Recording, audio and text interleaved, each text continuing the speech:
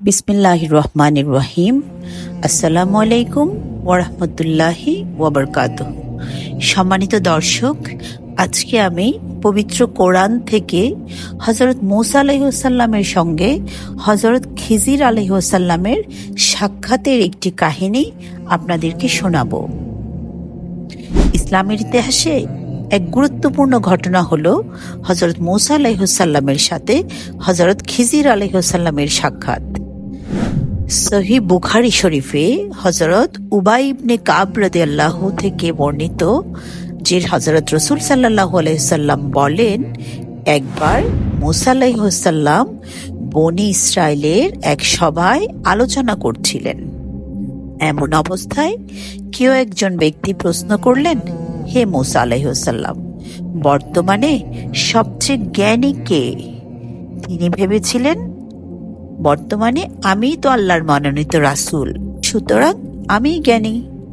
তাই তিনি উত্তরে বললেন, আমি সব থেকে জ্ঞানী। এই উত্তর আল্লাহ সুবহানাহু ওয়া তাআলার পছন্দ হলো না। হযরত মূসা আলাইহিসসালামের উচিত ছিল তিনি এটা আল্লাহর উপর বিষয়টি ছেড়ে দেওয়া। বলা উচিত ছিল যে আল্লাহ সব থেকে জ্ঞানী, অথবা আল্লাহই ভালো জানেন। অতঃপর আল্লাহ মূসা আলাইহিসসালামের উপর আয়াত নাজিল করলেন এবং হযরত খিজির আলাইহিসসালামের সঙ্গে সাক্ষাৎ করার পরামর্শ দিলেন। এখন হযরত খিজির আলাইহিসসালামের সাথে মূসা আলাইহিসসালামের সাক্ষাতের ঘটনাটা বলছি। আল্লাহ সুবহানাহু ওয়া তাআলা যখন হযরত মূসা আলাইহিসসালামকে বললেন, দুই সাগরের ভেতরে আমার এক বান্দা আছে যে তোমার থেকেও জ্ঞানী। এই শুনে হযরত মূসা আলাইহিসসালাম আল্লাহ সুবহানাহু ওয়া তাআলার নিকট ক্ষমা প্রার্থনা করেন এবং সেই ব্যক্তির ঠিকানা আল্লাহর কাছে চাইতে থাকেন। অতঃপর আল্লাহ তাআলা তাকে নির্দেশ দেন, তুমি একটি থলিতে করে একটি মাছ নিয়ে সমুদ্রের দিকে যাও। যেখানে মাছটি পালাবে সেখানেই আমার ওই বান্দা রয়েছে। অনুরূপভাবে হযরত মূসা আলাইহিসসালাম আল্লাহর নির্দেশ অনুযায়ী একটা মাছ নিয়ে ইউশা ইবনে নুন আলাইহিসসালামকে সাথে নিয়ে যাত্রায় বেরিয়ে পড়েন। শেষ পর্যন্ত ওনারা একটি পাথরের কাছে এসে পৌঁছলেন এবং তার উপর মাথা রেখে বিশ্রাম নিতে শুরু করেন। মূসা আলাইহিসসালাম তখন ঘুমিয়ে পড়লেন। এই সময় মাছটি থলি থেকে বের হয়ে লাফিয়ে সমুদ্রে চলে গেলেন। অতঃপর সে সমুদ্রে সুড়ঙ্গের মতো পথ করে নিল আর আল্লাহ সুবহানাহু ওয়া তাআলা মাছটির চলার পথে পানির প্রবাহ থামিয়ে দিলেন।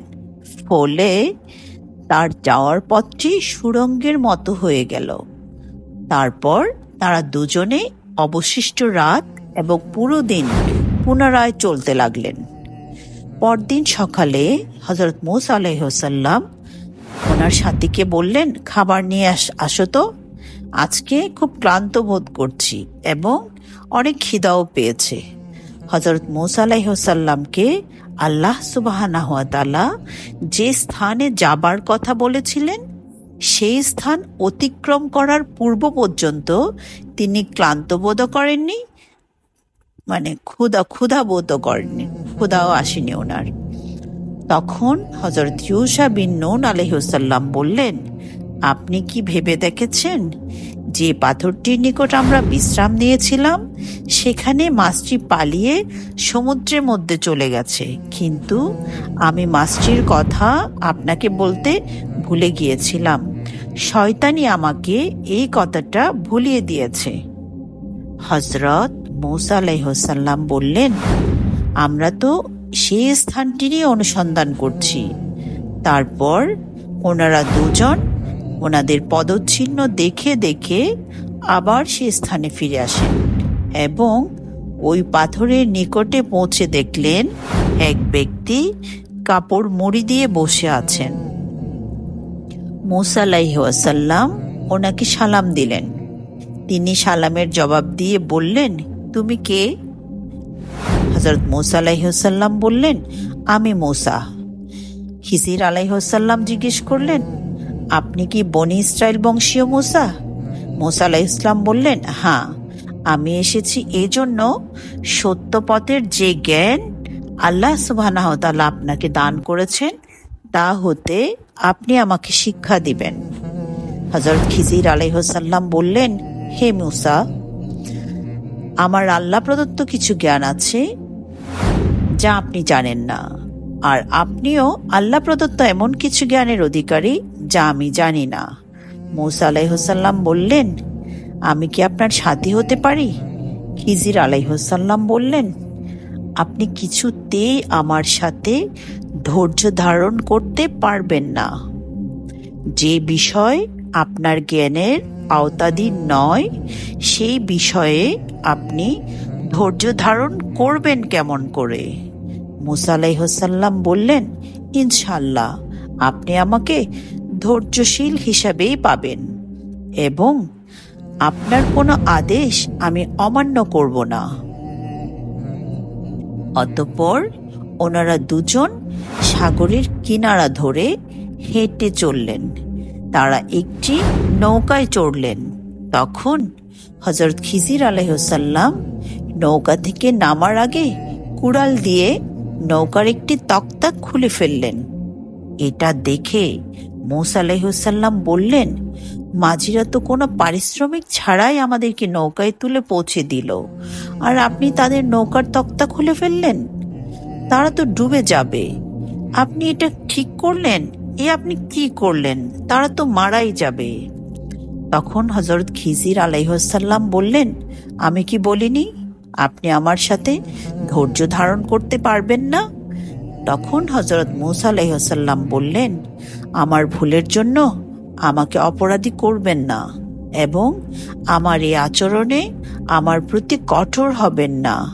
মূসা আলাইহিসসালামের পক্ষ থেকে এটা ছিল ওনার প্রথম ভুল।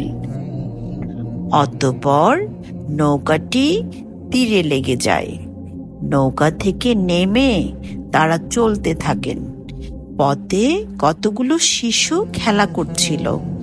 হযরত খিজির আলাইহিসসালাম তাদের মধ্যে একজনকে ধরে এমনভাবে তার গলা মোচড় দেন যে সাথে সাথে সে মারা যায়। এতে হযরত মূসা আলাইহিসসালাম অবাক হয়ে বললেন, আরে, তাকে আপনি মেরে ফেললেন? আপনি কি করলেন? এ তো ভীষণ অন্যায়। আপনি কোনো দোষ ছাড়াই, কোনো অপরাধ ছাড়াই একটা শিশুকে হত্যা করলেন। আপনি তো বড়ই অপরাধমূলক কাজ করলেন।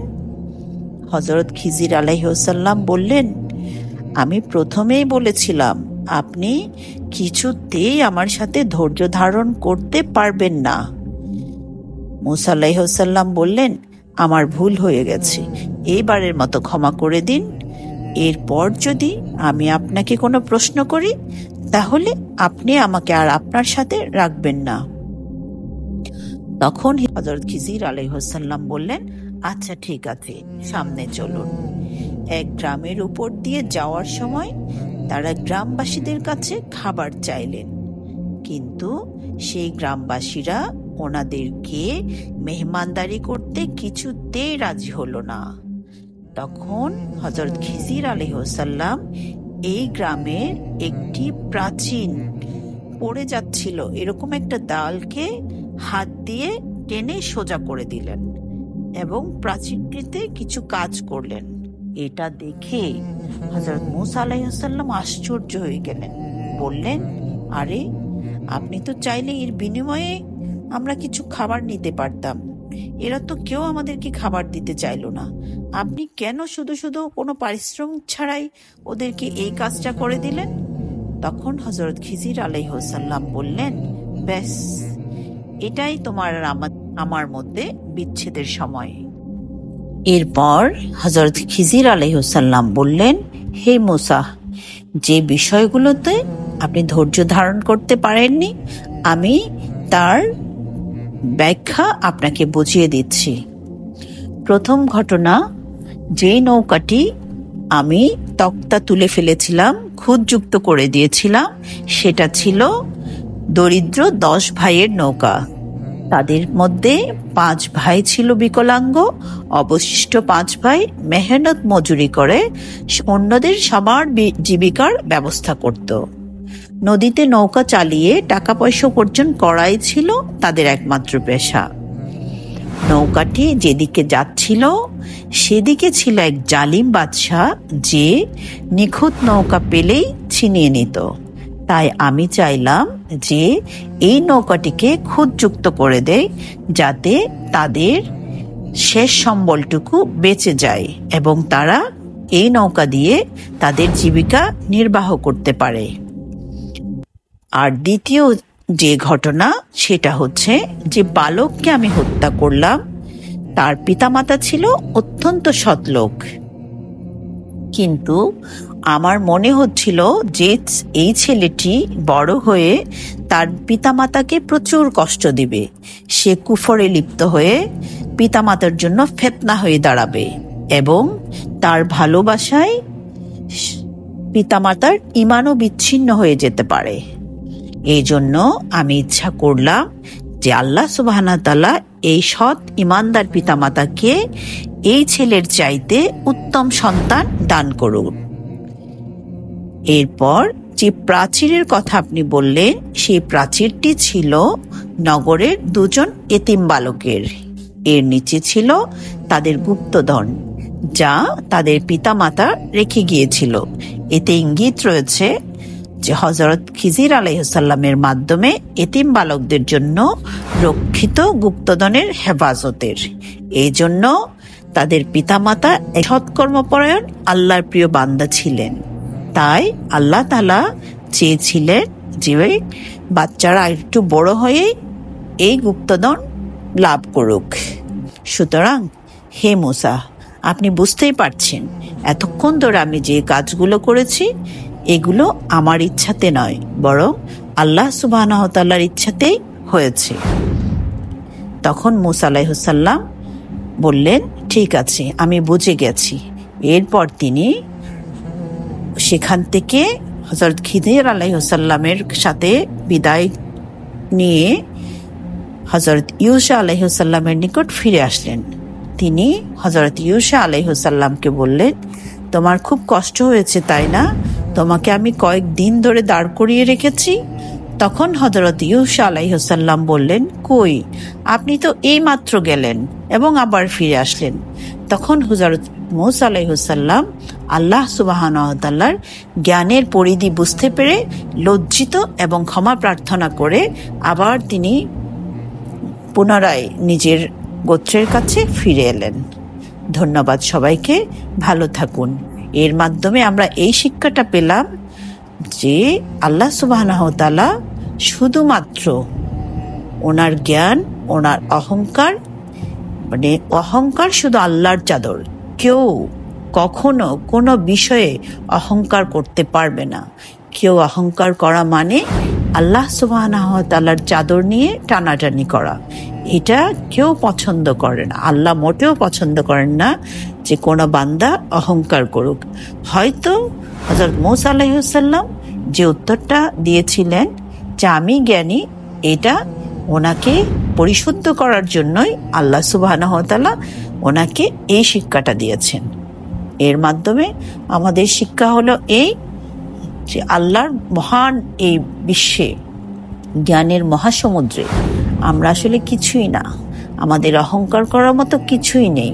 যদি কোনো কারণে বিন্দুমাত্র অহংকার আমাদের ভেতরে থেকে থাকে, আমরা এই মুহূর্ত থেকে আল্লাহর দরবারে তওবা করব এবং নিজেদেরকে পরিশুদ্ধ করে নেব।